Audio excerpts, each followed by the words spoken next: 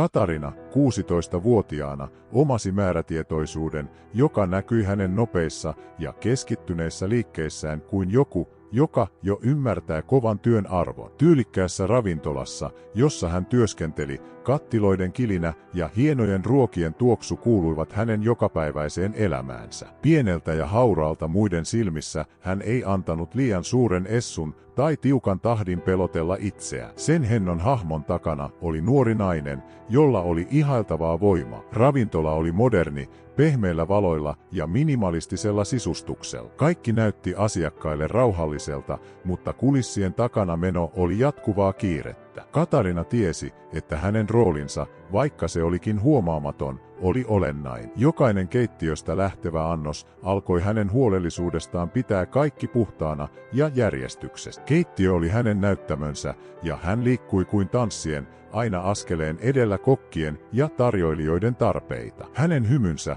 vaikka hän olisi ollut väsynyt, rauhoitti kollegoita, erityisesti kiireisimpinä hetkinä. Erityisen vaikeina päivinä, kun paine kasvoi ja stressi hallitsi, kokit osoittivat hiljaista kunnioitusta Katarinaa kohtaan. Yksinkertainen pään nyökkäys tai hyväksyvä katse riitti, ja hän ymmärsi, kuinka paljon se merkitsi. Eräänä iltapäivänä, kun ravintola valmistautui illalliselle, tahti oli tavallistakin kiivaampi. Tarjoilijat juoksivat edestakaisin, kokit säätivät mausteita tarkasti, ja Katarina oli asemallaan, kädet saippuavahdon peitossa. Yhtäkkiä ilmaan levisi erilainen tuoksu, jotain eksoottista, kuin salaisuus, joka tuli suoraan kokkien alueelta. Katarina, tuo lisää lautasliinoja pöytään 12, yksi kokki huusi, hidastamatta tahtia. Totta kai, olen jo tulossa, hän vastasi rauhallisesti hymyillen, vaikka tunsi hetken paineen. Hän tarttui lautasliinoihin ja tuskin ehti takaisin töihinsä, kun eräs tarjoilija lähestyi, selvästi hermostuneen. Oletko nähnyt uuden ruoan, jota kokki valmistaa? Se on yhdistelmä harvinaisia aineksia. Näyttää siltä, että hän suunnittelee jotain suurta ensi viikolle, tarjoilija sanoi silmät suurin. Katarina kohotti yllättyneenä kulmakarvoja. En ole vielä nähnyt, mikä siinä on erityistä. Tarjoilija antoi salaperäisen hymyn. Sanotaan, että hän kokeilee jotain, mitä ei ole koskaan ennen tehnyt. Siinä voi olla joitain salaisuuksia takana. Vaikka kiire ympärillä oli valtava, Katarina ei voinut olla tuntematta uteliaisuutta. Katarinan uteliaisuus oli yhä voimissaan, mutta hänen täytyi keskittyä hetken tehtäviin. Silti tuo kiehtova tuoksu ja tarjoilijan sanat pyörivät hänen mielessään. Jotain erityistä oli meneillään keittiössä, ja hän mietti, mitä se voisi olla. Viikkoa myöhemmin ravintola oli täydessä vauhdissa erityisen illan vuoksi. Moitteettomat valkoiset pöytäliinat, pehmeä valaistus ja tilan tyylikkyys tekivät kaikesta entistä hienostuneempaa. Asiakkaat puhuivat hiljaa,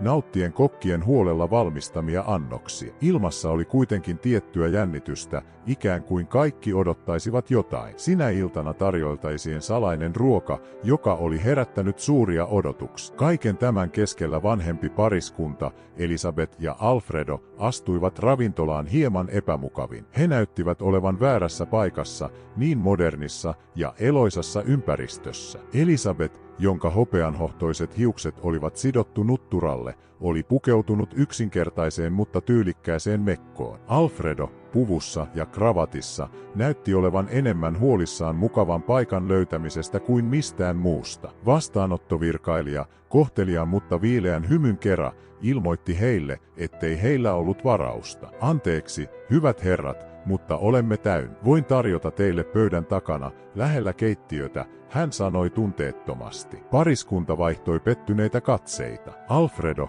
aina suorasanainen, kohotti kulmiaan ja mutisi Elisabethille, näyttää siltä, että meidät on sivuutettu. Olen varma, että tein varauksen. Voisikohan tämä olla jonkinlaista syrjintää? Elisabeth, yrittäen pysyä rauhallisena, vastasi lempeästi, älä vedä johtopäätöksiä, Alfredo. Tämä voi olla pelkkä sattuma. Hyväksytään pöytä ja yritetään nauttia illasta. Vaikka he olivat selvästi pettyneitä, he hyväksyivät tarjotun paikan. Pöytä sijaitsi syrjässä, kulmassa lähellä keittiötä, kaukana vilkkaimmista alueista. Näkymä oli rajoitettu ja keittiön äänet, kattiloiden kolina ja vaimeat keskustelut olivat jatkuvia. Asettumaan päästyään Alfredo kuiskasi, näyttää siltä, että meidät on työnnetty syrjään, kauas kaikesta. Elisabeth, aina optimistisempi, yritti siirtää huomion pois epämukavuudesta. Keskitytään siihen, mitä meillä on. Tärkeintä on, että olemme yhdessä ja pian saamme hyvän aterian. Vaikka he yrittivät säilyttää positiivisen asenteen,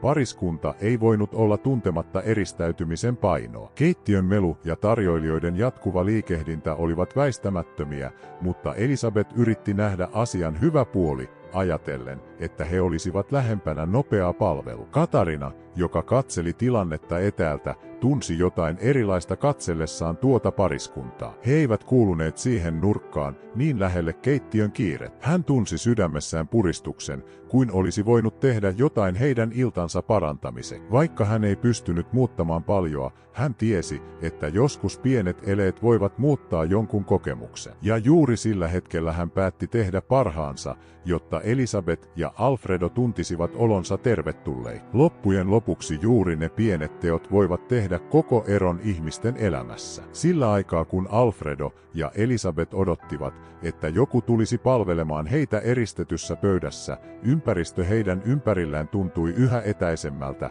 melkein kylmältä. Siitä, mikä oli tarkoitus olla miellyttävä illallinen tyylikkäässä ravintolassa, oli tullut epämukava tilanne. Hienostunut sisustus, jonka piti tuoda mukavuutta, oli jyrkässä ristiriidassa pariskunnan kasvavan turhautumisen kanssa. Tarjoilija, selvästi kiireisenä ja ilman innostusta, lähestyi heitä. Hän näytti olevan enemmän huolissaan työnsä loppuun saattamisesta kuin hyvän palvelun tarjoamisesta. Ilman hymyä tai ystävällistä sanaa, hän työnsi tabletin heitä kohti. Tässä on digitaalinen menu. Teidän pitää käyttää tätä tilauksen tekemiseen. Meillä ei ole painettuja valikoita, hän sanoi ärtyneellä äänensävyllä. Elisabeth otti tabletin käteensä, hieman hämmentyneen. Ravintolan pehmeät valot heijastuivat näytöltä, mikä teki lukemisesta vielä vaikeampaa. Anteeksi, emme ole tottuneet tällaiseen teknologiaan. Voisitko auttaa meitä? Hän pyysi ystävällisesti hymyillä, mutta tarjoilija, selvästi kärsimätön, pudisti päätään ärtyneen. Minulla ei ole aikaa siihen. Menu on siinä. Jos tarvitsette apua,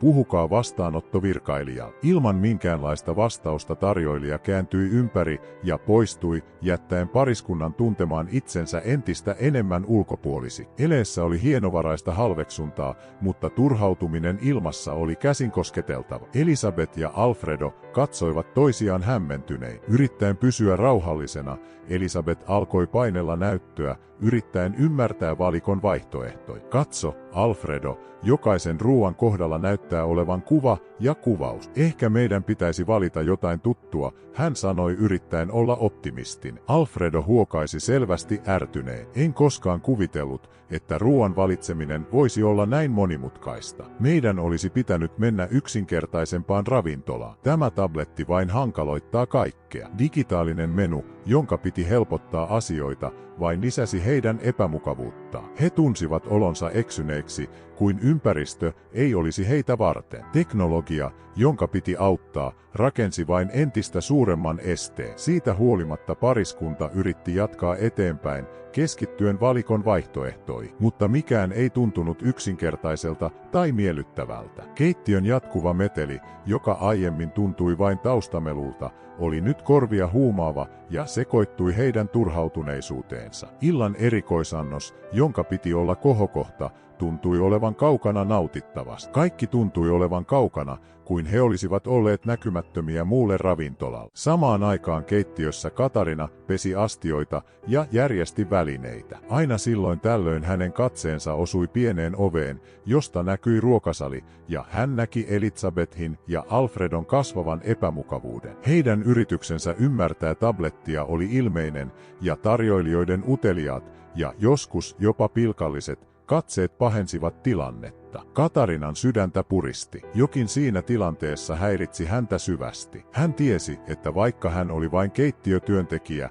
hän voisi tehdä jotain lievittääkseen heidän iltansa painoa. Ja sillä hetkellä hän päätti, että ei jättäisi pariskuntaa kohtaamaan iltaansa yksin, yrittämättä tarjota edes hieman apua ja ystävällisyyttä. Katarina ei voinut olla kuulematta kollegoidensa halveksivia kommentteja, vaikka kuinka yritti keskittyä työhön. Jokainen nauru, jokainen kritiikki kiristi jotain hänen sisällä. Katsokaa noita, eivät edes osaa käyttää tablettia, ivasi eräs tarjoilija ylimielisesti. Ja sitten he vielä valittavat, jos ruoka viipyy, lisäsi toinen, joka nojasi tiskille, ja kolmas tokaisi halveksuen, jos eivät pysy tekniikan perässä, heidän pitäisi pysyä kotona. Ei ole meidän ongelmamme, jos he eivät osaa sopeutua. Nämä sanat kaikuivat Katarinan mielessä. Jokin oli vialla, todella vialla. Hän tiesi, että kaikkien näiden teknologioiden ja palvelusääntöjen takana oli ihmisiä. Ihmisiä kuten Elisabeth ja Alfredo, jotka selvästi tunsivat olonsa epämukava. Se kylmä ja persoonaton tapa,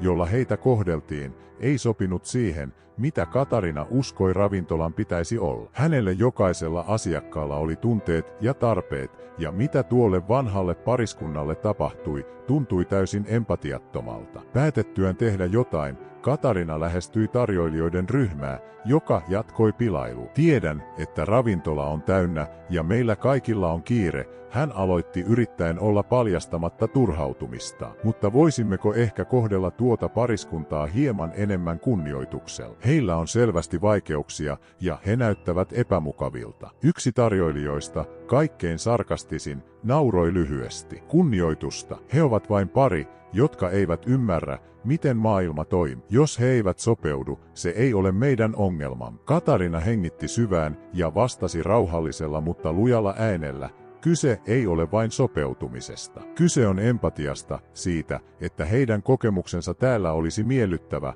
huolimatta vaikeuksista. Me voimme auttaa, eikä se maksa mitään. Vastaukseksi hän sai vain lisää pilkkaa. Älä nyt, Katarina, ala tekemään tästä mitään hyväntekeväisyystehtävää. He ovat vain pari turhautunutta asiakasta. Turhautuneena mutta päättäväisenä Katarina tiesi, ettei voinut odottaa muiden muuttuvan. Oli aika toimia itse. Päättäväinen ilme kasvoillaan ja sydän pamppaillen, hän pyyhki kätensä esiliinaansa, hengitti syvään ja asteli kohti eristettyä pöytää, jossa Elisabeth ja Alfredo istuivat. Hymy, jonka hän pariskunnalle antoi, oli aito, täynnä empatiaa, jotain, joka erosi jyrkästi siitä kylmästä palvelusta, jota he olivat siihen asti saaneet. Hyvää iltaa, rouva ja herra, Katarina sanoi lempeällä ja lämpimällä äänellä. Huomasin, että teillä on vaikeuksia tabletin kanssa. Voinko auttaa? Elisabeth ja Alfredo katsoivat häntä näkyvästi helpottunein. Oli kuin joku olisi vihdoin huomannut heidän ahdinkonsa. Elisabeth oli ensimmäinen,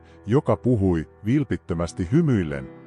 Kiitos paljon. Kaipaamme tosiaan apua. Emme ole oikein tottuneita näihin teknologioihin. Katarina kyykistyi heidän viereensä, lähestyen heitä niin, että keskustelu tuntui mukavammalta ja intiimimmältä. Hän tutki tablettia ja alkoi selittää kärsivällisesti, miten se toimi. Tässä aloitusnäytöllä näette valikon osiot. Hän osoitti ystävällisesti. Jos kosketatte tästä, näette alkuruokavaihtoehdon. Valitaksenne ruoan, koskettakaa kuvausta ja vahvistakaa sitten tilaus painamalla tilauspainiketta. Kun Katarina opasti pariskuntaa valikon läpi, ympäristö heidän ympärillään tuntui muuttuvan. Tuo yksinkertainen mutta huolellinen vuorovaikutus teki valtavan eron. He eivät olleet enää yksin, eivätkä sivuutettu. Ja jollain tavalla ilta, joka oli uhannut olla turhauttava, alkoi muuttua, kiitos pienen empatian eleen, joka toi takaisin inhimillisyyden tunteen siihen hetkeen. Katarina huomasi, että Alfredon kasvojen jännitys alkoi vähitellen lieventyä. Aiemmin turhautuneena hän näytti nyt rauhallisemmalta, ja hänen katseensa oli utelia. Joten riittää vain, että kosketan tästä valitakseni ruoan ja sitten vahvistan. Tämä alkaa jo kuulostaa järkevältä, hän sanoi helpottuneen. Katarina nyökkäsi rohkaisevasti. Juuri niin, ja jos teillä on kysyttävää jostain ruoasta tai ainesosasta, kysykää vain. Olen täällä auttamassa. Näiden selitysten jälkeen Elisabeth ja Alfredo alkoivat käyttää tablettia itsevarmemmin. Katarina huomasi, kuinka pariskunta oli nyt rennompi ja heidän välillään aiemmin vallinnut jännitys alkoi haihtua. Ympärillä oleva ilmapiiri muuttui. Kiitos kärsivällisyydestäsi, Elisabeth sanoi vilpittömästi. Emme todella osanneet käyttää tätä. Sinä teit suuren eron meille. Katarina hymyili, tyytyväisenä siihen positiiviseen vaikutukseen, jonka hänen apunsa oli aiheuttanut. Ei mitään, olen täällä juuri sitä varten. Haluan varmistaa, että kaikilla on hyvä kokemus. Jos tarvitsette jotain muuta, kutsukaa minua. Valmistautuessaan palaamaan töihin hän näki, että Elisabeth ja Alfredo tunsivat olonsa paljon mukavammaksi sekä ympäristön että tilanteen suhteen. Mutta ennen kuin hän ehti poistua, Elisabethin katse osui Katarinan esileenan alla olevaan teepaitaan, jossa oli kuuluisan jalkapalloilijan Alexin nimi ja kuva. Selvästi yllättynyt, Elisabeth kommentoi iloisesti, näen, että olet Alexin fani. Mikä ihana sattuma, ei joka päivä kohtaa jotakuta, joka käyttää hänen paitaansa. Katarina, joka oli jo takaisin työn touhussa, pysähtyi ja katsoi teepaitaansa. Kun hän tajusi Elisabethin kommentin, hänen kasvoilleen levisi entistä suurempi hymy. Kyllä, olen suuri Alexin fani. Hän on lempipelaajani. Hänen pelinsä ovat mahtavia. Alfredo, nyt innostuneempana, kysyi innokkaasti, joten todella ihailet häntä. Mahtavaa kuulla. Varmasti olet seurannut hänen viimeisimpiä pelejään. Hieman ujosti, mutta iloisena, Katarina vastasi, kyllä, seuraan aina, kun vain voin. Hän on uskomaton urheilija ja inspiroi monia faneja. Siinä hetkessä Elisabeth teki paljastuksen, joka jätti Katarinan sanattomaksi. Itse asiassa Alex on minun lapsenlapseni. Olen tietenkin hyvin ylpeä hänestä. Näin sinut hänen paitaansa pukeutuneena todella liikutti minua. Katarina oli häkeltynyt. Hetken aikaa sanat katosivat. Se oli valtava sattuma ja samalla yllättävä kunnia. Punastuen hän yritti säilyttää malttinsa. Vau, en tiennyt. Tämä on uskomatonta. Todella ihailen hänen työtään. Elisabeth hymyili tyytyväisenä Katarinan reaktiosta. On aina mukava kuulla, että hänellä on niin omistautuneita faneja. Olen iloinen, että arvostat todella sitä, mitä hän tekee. Tämän tunteikkaan hetken myötä Katarina päätti jäädä heidän luokseen, kunnes pariskunta oli saanut tilauksensa valmiiksi, auttaen heitä kaikessa, mitä he tarvitsivat. Ympärillä oleva ilmapiiri oli muuttunut täysin. Se ystävällisyys, jonka Katarina oli tarjonnut, sekä yllättävä tieto Alexista, loivat paljon syvemmän yhteyden. Keskustelu sujui nyt pelaajan tarinoiden ja muistojen ympärillä, Elisabethin jakaessa henkilökohtaisia hetkiä ja Alfredon kommentoidessa Alexin vaikutusta jalkapalloon. Se, mikä alun perin vaikutti epämiellyttävältä illalta, oli nyt muuttunut lämpimäksi kokemukseksi. Katarina, vaikka olikin yhä hieman hämmentynyt tästä yllättävästä paljastuksesta, tunsi aitoa tyytyväisyyttä nähdessään kiitollisuuden loistavan Elisabethin ja Alfredon silmissä. Yksinkertainen empatian ele ei vain parantanut pariskunnan iltaa, vaan myös loi yhteyden, jota kukaan heistä ei ollut odottanut. Elisabeth ja Alfredo olivat selvästi paljon rennompia. Illan alussa vallinnut jännitys oli kadonnut ja illallinen sujui huomattavasti mukavammin. Katarinan avustuksella he olivat onnistuneet tekemään tilauksensa ilman ongelmia, ja kun Katarina nousi ylös, hän tarkisti vielä kerran, että kaikki oli kunnossa. Ennen kuin hän vetäytyi takaisin keittiöön, hän loi rohkaisevan katseen pariskuntaan ja palasi sitten keittiöön. Palatessaan hän tunsi olonsa toiveikkaaksi. Yksinkertainen ele auttaa tätä pariskuntaa yhdessä sen kanssa, että Elisabeth paljasti olevansa kuuluisan pelaajan Alexin isoäiti, loi odottamattoman yhteyden. Se, mikä alkoi epämukavuudella ja turhautumisella, muuttui positiiviseksi muistoksi sekä Katarinalle että heille kahdelle. Hän tiesi syvällä sisimmässään, että tämä hetki voisi olla jonkin suuremman alku, ja se, että hän oli tehnyt jotain hyvää, inspiroi häntä jatkamaan parhaansa antamista työssä, vaikeuksista huolimatta. Tunnin kuluttua, kun Elisabeth ja Alfredo olivat lopettamassa ateriaansa, ravintola alkoi tyhjentyä. Keittiö oli rauhallisempi ja Katarina keskittyi tiskaamiseen ja astioiden järjestelyyn. Silloin hän huomasi pariskunnan valmistautuvan lähtöön. He nousivat pöydästä, nyt tyytyväisinä ja kevein mielin, aivan toisin kuin illan alussa, jolloin he olivat selvästi tunteneet olonsa epämukava. Katarina, kädet yhä märkinä ja esiliina likaisena, katsoi heitä heidän kävellessään kohti uloskäyntiä. Kun he olivat juuri lähdössä, Elisabeth pysähtyi. Pehmeällä eleellä hän vilkutti Katarinalle, hymyillen kiitollisen. Alfredo hänen vierellään teki samoin, katseessaan kunnioitusta ja lämpöä. Tämä vilkutus, vaikka yksinkertainen olikin, oli täynnä lämpöä ja merkitystä. Katarinan katse kohtasi heidän omansa, ja hän tunsi Elisabethin kiitoksen vilpittömyyden, kun tämä sanoi lempeällä äänellä, kiitos kaikesta. Tämä oli ihana ilta, ja sinä teit siitä meille erityisen. Katarinan sydän lämpeni. Hän vastasi hymyyn tuntien voimakasta täyttymyksen tunnetta. Olen todella iloinen, että nautitte illasta. Jos tarvitsette jotain tulevaisuudessa, älkää epäröikö palata. Hän vastasi aidolla hymyllä. Elisabeth ja Alfredo vilkuttivat vielä kerran ja astuivat ulos lasiovesta. Oven sulkeutuminen oli merkki siitä,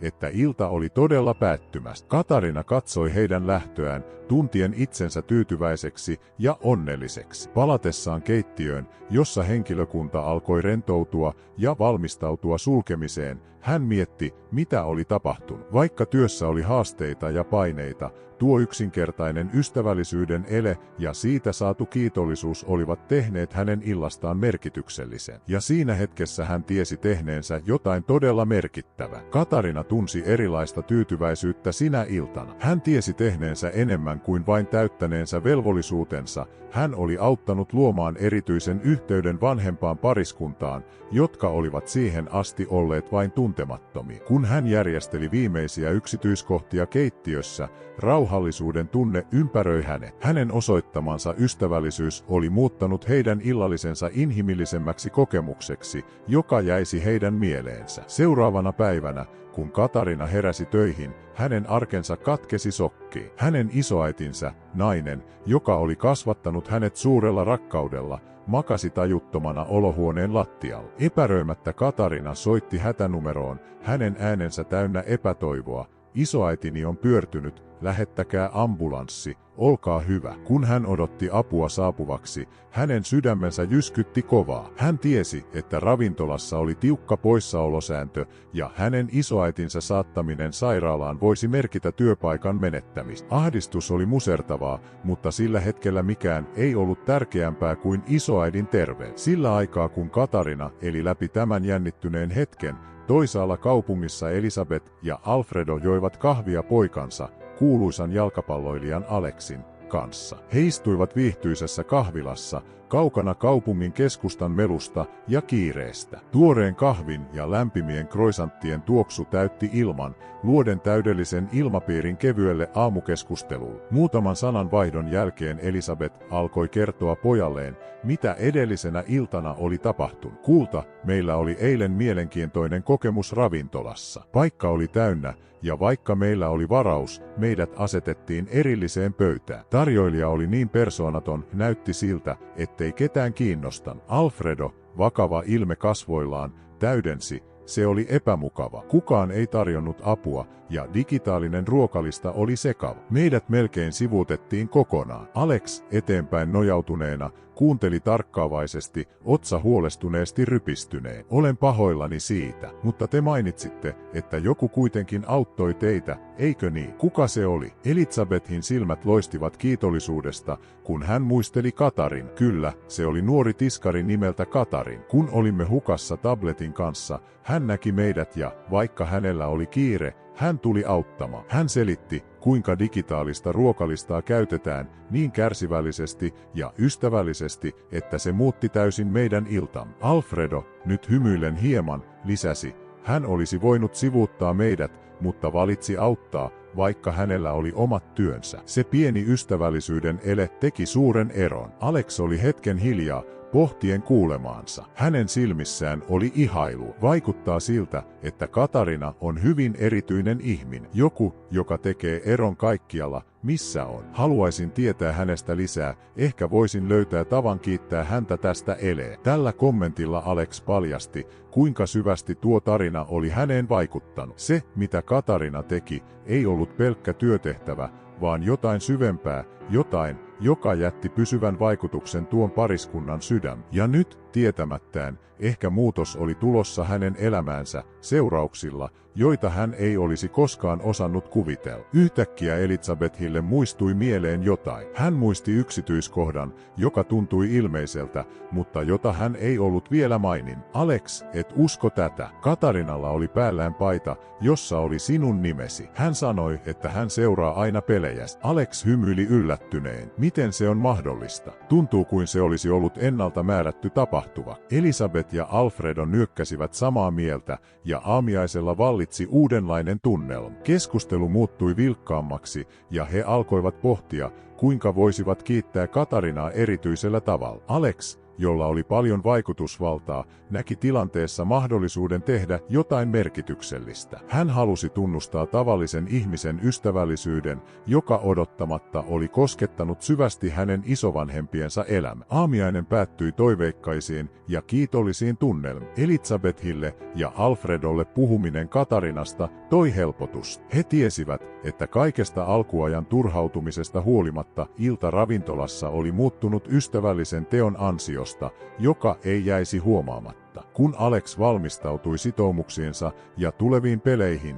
hänellä oli nyt uusi päämäärä, palkita suuresti nuori nainen, joka oli tehnyt eron hänen isovanhempiensa elämässä niin herkässä hetkessä. Katarinan ele oli käynnistämässä tapahtumasarjan, joka yhdistäisi hänet mahdollisuuksiin, joita hän ei olisi koskaan osannut kuvitella. Kiitollisuuden ohjaamana Alex päätti, että kiitoksen täytyi olla erityinen. Hän halusi Katarinan tietävän, kuinka paljon hänen ystävällisyytensä oli koskettanut hänen isovanhempia. Käyttämällä kontaktejaan Alex sai selville Katarinan osoitteen ja järjesti yllätyksen. Kuljettaja hakisi hänet stadionille, missä hän saisi katsoa ottelun VIP-aition mukavuudesta kiitoksen. Kaikki oli valmista, ja Alex ei malttanut odottaa nähdä Katarinan reaktiota, kun hän saisi kutsun. Hän halusi antaa Katarinalle ainutlaatuisen hetken osoituksena siitä, mitä tämä oli tehnyt hänen isovanhempiensa hyvä. Kuitenkin Alex ei osannut odottaa uutisia, jotka kuljettaja toisi takaisin. Kun kuljettaja palasi Katarinan kotoa,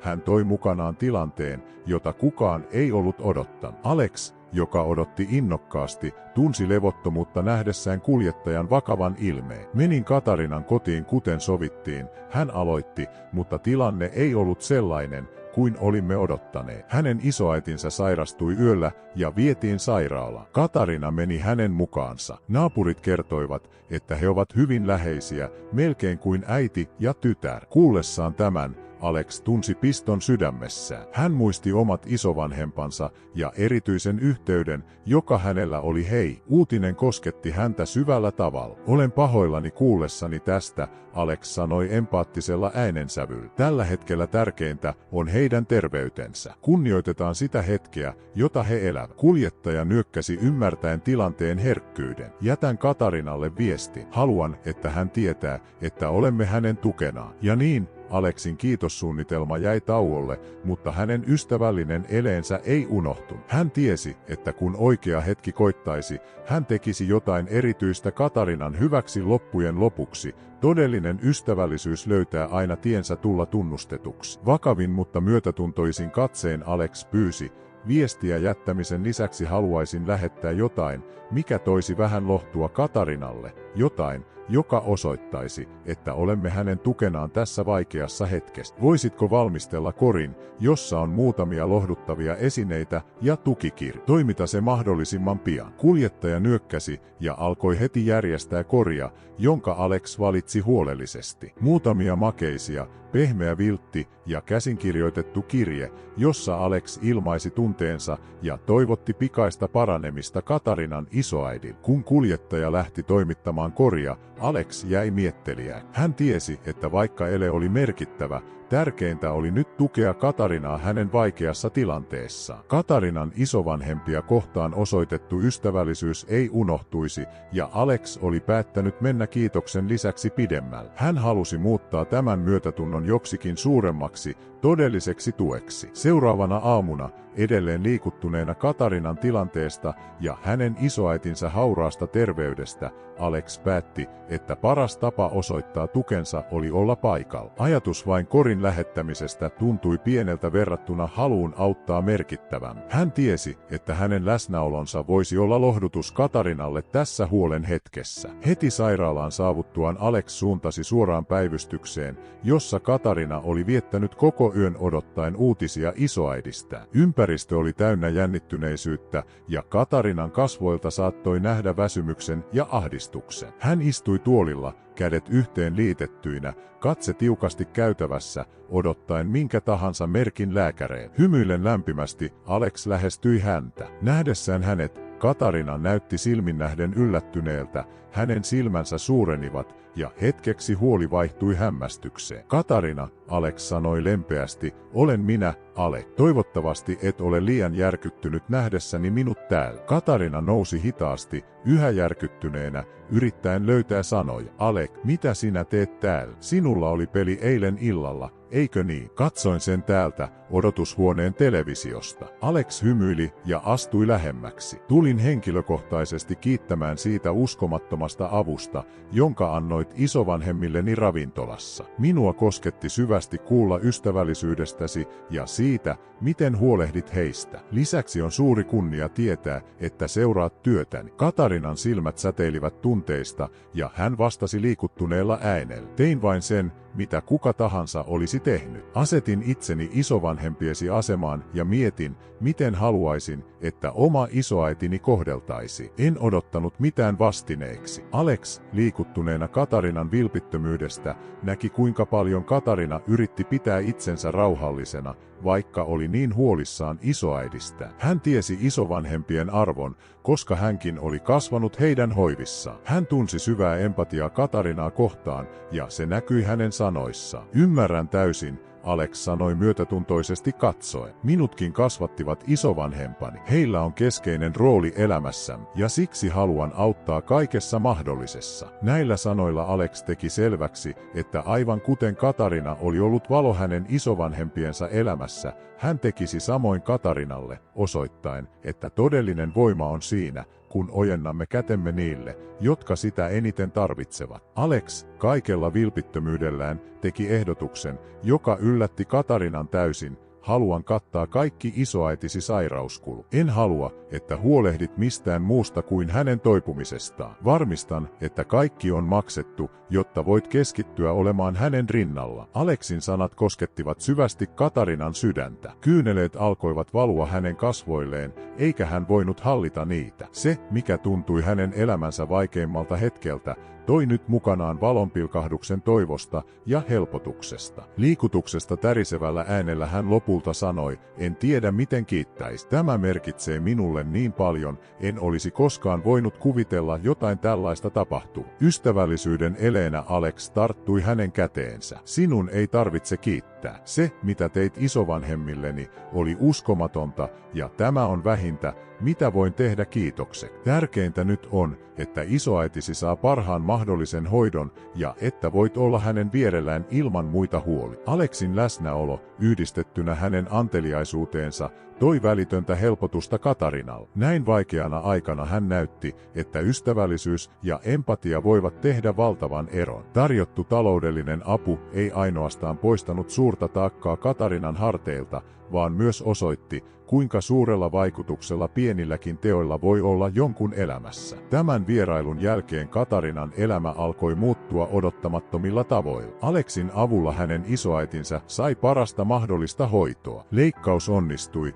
ja pian isoäiti oli toipumassa hyvin. Ilman taloudellisia huolia Katarina pystyi omistautumaan täysin hänen hyvinvoinnilleen, mikä muutti kaiken. Ajan kuluessa Katarinan isoäiti palasi takaisin vahvaksi itsekseen, ja Katarinalta putosi valtava taakka hartioiltaan. Aleksin anteliaisuus ei vain nopeuttanut hänen isoäitinsä toipumista, vaan toi myös uuden toivon tunteen Katarinan elämään. Mutta Alex ei halunnut lopettaa siihen. Hän tiesi, että hän voisi tehdä vielä enemmän Katarinan hyväksi. Ihailen Katarinan omistautumista, hän päätti tarjota hänelle jotain taloudellisen tuen lisäksi. Aleksilla oli hyväntekeväisyysjärjestö, ja tunnistaen Katarinan potentiaalin ja ponnistelut hän ehdotti tarjotti hänelle työmahdollisuutta. Kun Katarina sai tarjouksen, hän tuskin saattoi uskoa sitä. Se oli tilaisuus muuttaa hänen elämäänsä vielä merkittävämmällä tavalla. Työ ei ainoastaan vastannut hänen taitojaan, vaan tarjosi myös positiivisen ympäristön ja mahdollisuuksia kasvaa. Katarinalle tämä oli enemmän kuin työpaikka,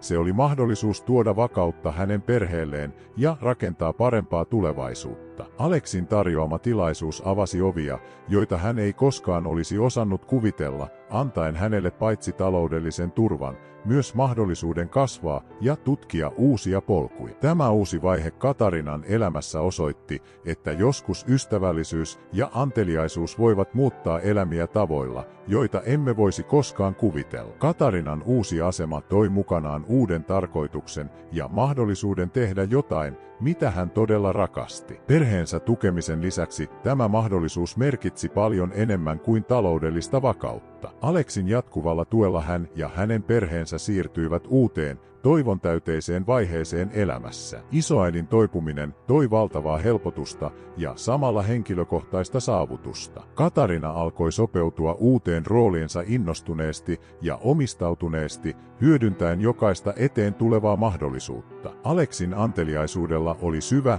ja kestävä vaikutus hänen elämäänsä. Hän ei ainoastaan auttanut kriittisellä hetkellä, vaan avasi myös ovia lupaavammalle tulevaisuudelle. Uuden näkökulman ja täynnä mahdollisuuksia olevan horisontin myötä Katarina alkoi rakentaa uutta vaihetta elämässä, mikä alkoi hänen yksinkertaisena ystävällisenä tekona, kun hän auttoi vanhempaa pariskuntaa, laukaisi tapahtumaketjun, joka muutti hänen elämänsä tavoilla, joita hän ei koskaan olisi voinut kuvitella. Isoäidin toipumisen ja uuden työn myötä Katarina eli vihdoin hetkeä, joka oli täynnä toivoa ja mahdollisuuksia. Katarinan ja Aleksin odottamaton yhteys osoitti, kuinka empatia ja ystävällisyys voivat muuttaa elämää. Joskus se, mitä annat maailmalle, palaa sinulle yllättävillä tavoilla. Katarinan jättämä inspiroiva viesti on selvä.